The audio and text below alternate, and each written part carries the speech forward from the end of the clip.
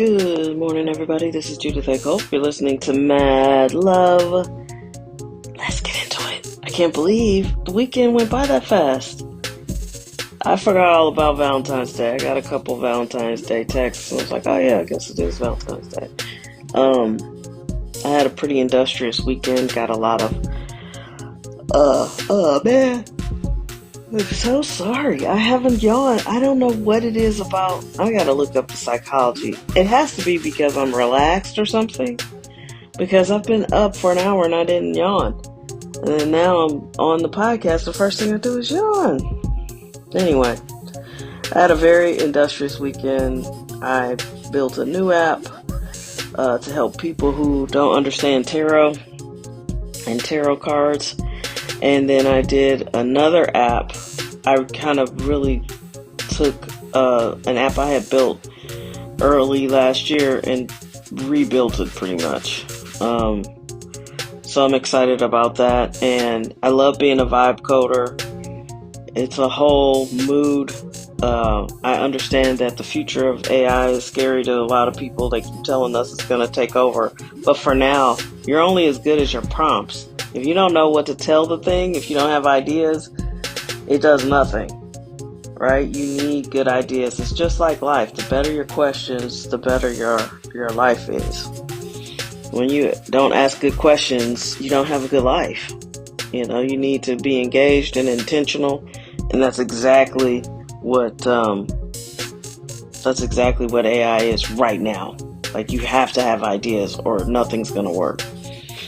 So over the weekend, of course, I watched a ton more videos about Pam Bondi and all these people who were clearly involved with Epstein, who denied it, who have suffered no repercussions from it so far.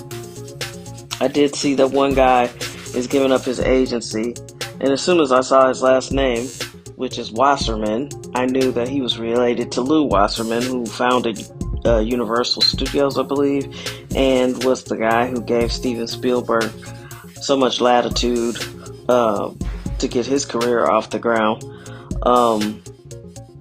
And that's not even this guy's last name, he just used it.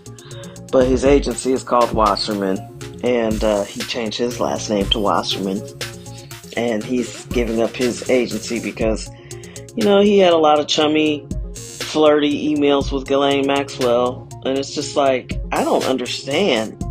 This is why I have problems with people like R. Kelly being the only person in jail, Puffy being the only person in jail. When they can't seem to find any co-conspirators, Ghislaine Maxwell's the only person that helped them. Sure, okay. I mean, all these people knew, and in order to facilitate some of this stuff, they had to more than know. They participated, and I think it's shameful that in America so many people are just like, yeah, I knew him. So what? One or two are still like in the cabinet. They're Trump advisors or something. I can't think of the one guy's name. Howard Lutnick. Yeah, he just really lied. Yeah, I never went to this guy's house. Once I found out what he was bad news. Then this fool later on takes his wife and daughters to this dude's island. Tell me, well, we left the island with our children. Oh, okay. That's okay. Like nothing could happen to them while you were there. Jeffrey didn't take pictures of them in the bathroom. Y'all didn't make inappropriate material with them over the course of, I'm sure you're going to say it was an hour lunch, but it was probably more like 4 hours. These people are liars. I'm telling you, they're getting ready to figure out that you spend a lot of time dividing Americans on a lot of issues, but there is an issue that Americans are completely behind, which is don't fuck with the kids. And you've got all backgrounds of kids that have been tampered with, harmed, and people don't like that. And we're getting to the place where people are going to just be like, hey, don't touch the kids. And we know you touch kids, so now we're going to touch you. How you like that? It's going to be some mob justice. I guarantee you. People are not letting this go. People are having a hard time believing it. But once they do fully embrace all the facts, it's going to be a wrap. And all these feckless people, like our congressman is so wrapped up with Israel, he can't say a word about this. He keeps throwing little fake jabs at Trump. But it's so much bigger than Trump. You know, it's like, why can't you talk about the real big thing? Oh, you can't talk about it because you took all that AIPAC money, and all those AIPAC people are the sponsors of all of this blackmail and sex ring. And who knows, they might even be a part of the satanic stuff. So it reminded me, over the weekend I was reminded, I did work on a case that I thought was strange. There was a young man who committed a very violent act on camera. I'm not sure if this has gone to trial yet, so I'm not going to get into too much detail, but he committed a super violent act. It was all caught on camera. It was no doubt it was him. And during his time, so what happens is a lot of times the police will bring you in and you get sat in a interview room. And a lot of times you're going to be there for hours by yourself because that's where they're going to be doing the investigation. So you're stuck in this room. On Barney Miller, it was that little jail thing, the little jail cage. But in St. Louis County, you get stuck in a room while they do the investigation, make the phone calls, put all the pieces together, and talk to the prosecuting attorney's office and get the charges, all of that. So a lot of times guys are going to be sitting in rooms, or gals, but mostly guys, 5, 6, 7 hours, inclusive of the interview, right? So this one person I'm thinking of, he was clearly the culprit, and during his alone time in the interview room, he talked to himself. And at one point, he stood up. So this is to support that devil worship, or some kind of worship that isn't godly, is more popular than you think. Because I'd never seen anything like this before. He stood up, because there's cameras in all of those rooms. And he started pacing. And he was already very antsy. But then he started pacing. And he got down on his knees, and it looked like he was praying. But when he stood up, it looked like he was not praying anymore. He was conjuring, because he started saying this chant that I can't remember over and over and over again, and conjuring something. And then he kept saying, this isn't God. This isn't God. It's not about God. God had nothing to do with it. So I paused the tape, because I went to enough Catholic school to know that I don't need no shit jumping out the TV on me. I said my prayer, I asked to be protected, and I started the video again. And this kid is just marching in a circle, conjuring something. And of course, it's easy to say, oh, he's just crazy. Oh, he's just trying to get out of this very serious crime. I don't know. But I know conjuring when I see it. And I was like, he clearly states he's not godly, and nothing that he's doing is about God. And it was a very methodical chant.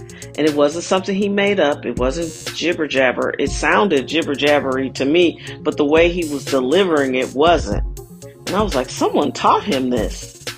This is something, he is a part of a community of people who do this.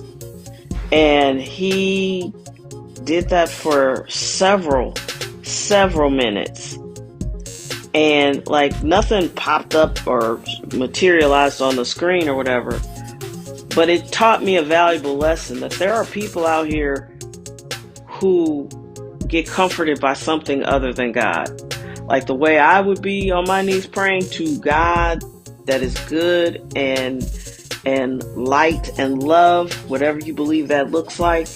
I don't believe it's an older white man in the sky. That's what Catholic school had us thinking. But I believe the energy is benevolent and kind and loving, and it feels good. And so I would be praying to that. This kid was like literally comforted by some sort of dark force. And I say it was dark because he clearly said it wasn't God. He kept saying, "This is not God. God has nothing to do with this." And then he was walking in this circle with his head down and his hands doing like some gestures. Like I said, it didn't look crazy. It just looked demonic. And, like I said, it's easy to dismiss this stuff, but I don't, because I have seen someone conjuring a dark energy for help.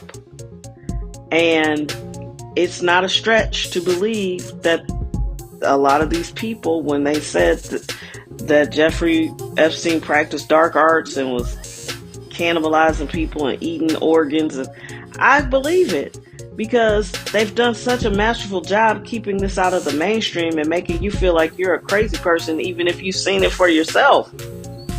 So why, when we believe like these things are happening? There is evil in this world, and it is our job to recognize it so we can get rid of it. And they're opening portals. They're probably letting demons in from other dimensions. And the weak are being manipulated by it. And I'm not being funny, and I'm not trying to scare people. I'm trying to make people understand this is a spiritual battle more than any other kind. Because this stuff is not what you can see, and you can't shoot at it. You have to guard your soul and your spirit and your mentality. Turn that terrible music off. Listen, I was listening to the Gap Band yesterday. If you listen to the Gap Band and you want to go shoot somebody, you're a broken human being. Have you noticed how dark the music is? It doesn't even sound fun. It just makes cars full of young black men want to go shoot other young black men. That's insane. I'm not saying there wasn't any crime when I was growing up. It was plenty of crime, I'm sure. But this I have to kill all the time. And, you cannot tell me they haven't done this on purpose to fill up the prisons, but also to maintain a certain population to keep it at length and to keep it under control. Because when you get to the bottom of all of this stuff between Epstein and Zuckerberg and Bill Gates and all these Rockefeller, all these people think they're smarter than you, and at the core of it is control. They just want to control people. There is a gene, I believe, that causes people to want to subjugate other people. And apparently when you become a white male billionaire, it gets activated. Now we have a black male billionaire here in St. Louis, and I never hear anything bad about this man. He doesn't seem to be involved in any of these types of behaviors. So it can be done. But Jeffrey, I'm sure he's had an invitation or two from Jeffrey. Jeffrey looks for billionaires. And I still think the guy's alive. And that he had too much to lose. I believe it is a very strong possibility that he is living in Israel and being protected. I believe that.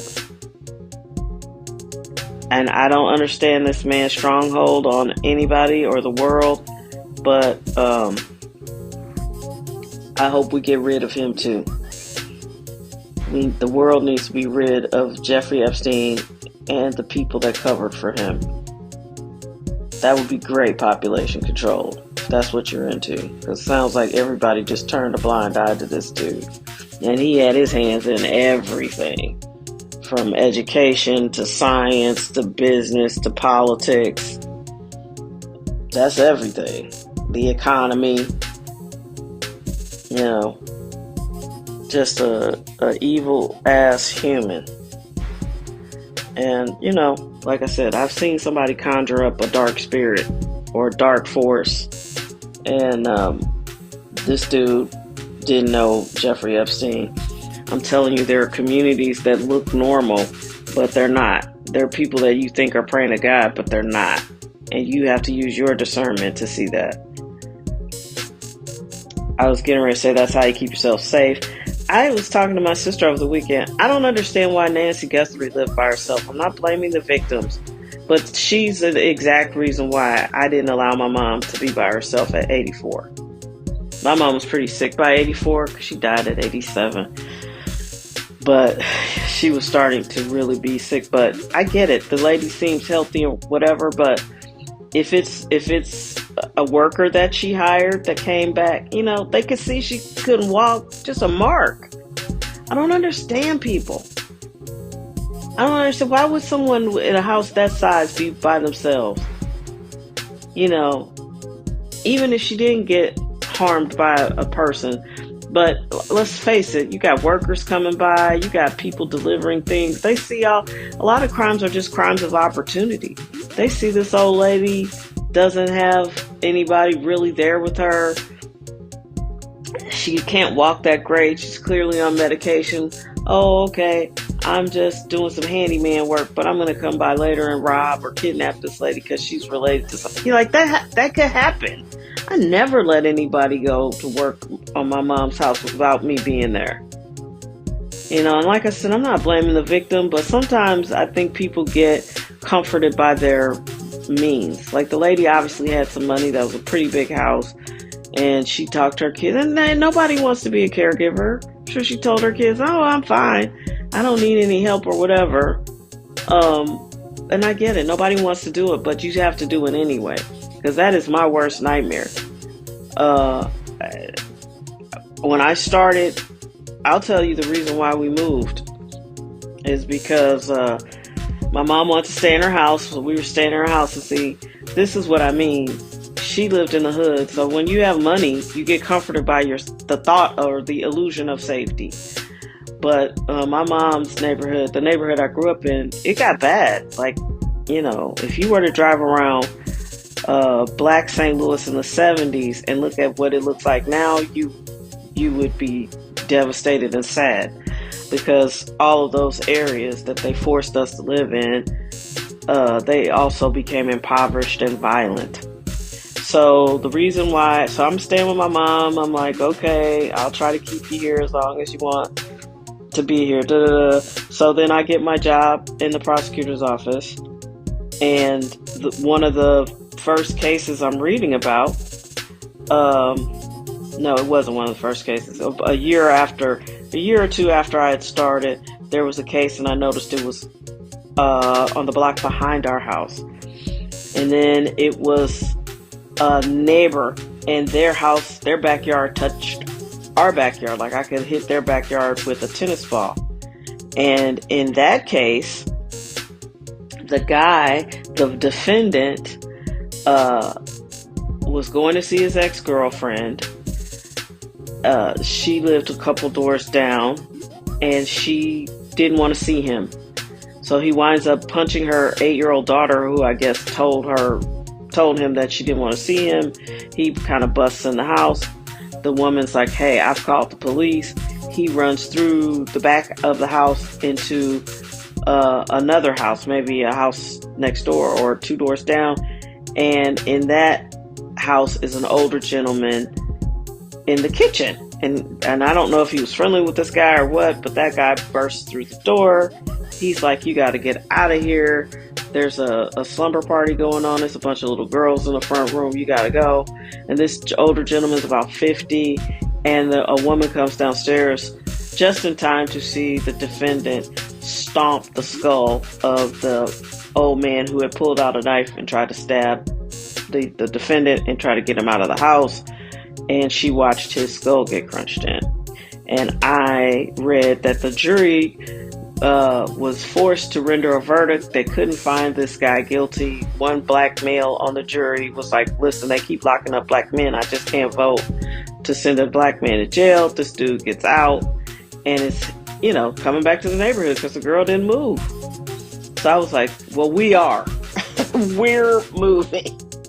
And that's why I moved my mom. And it was the best decision I ever made because, you you can't be worrying about crime at that level and trying to keep somebody safe. Worrying if they're going to wander out, worrying if you're at work and someone's going to knock on the door and she'll be out of it enough to open the door. It was the right thing for us. So I'm not blaming anybody, but my goodness, I don't know why you would leave anybody over 80 alone, especially someone who has mobility issues. You hire somebody to move in with them or put them someplace. I'm sorry, I'm not judging them, but I'm judging that. I don't get it. I don't get it.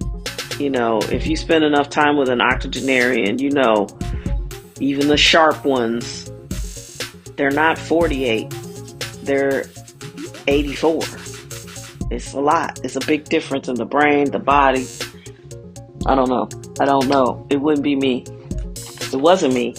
I moved my mom. It didn't even happen to us. And I moved my mom right out of there. So, yeah, this isn't starting off as cheerful. It's pretty much the way it ended last week. But that's where we are.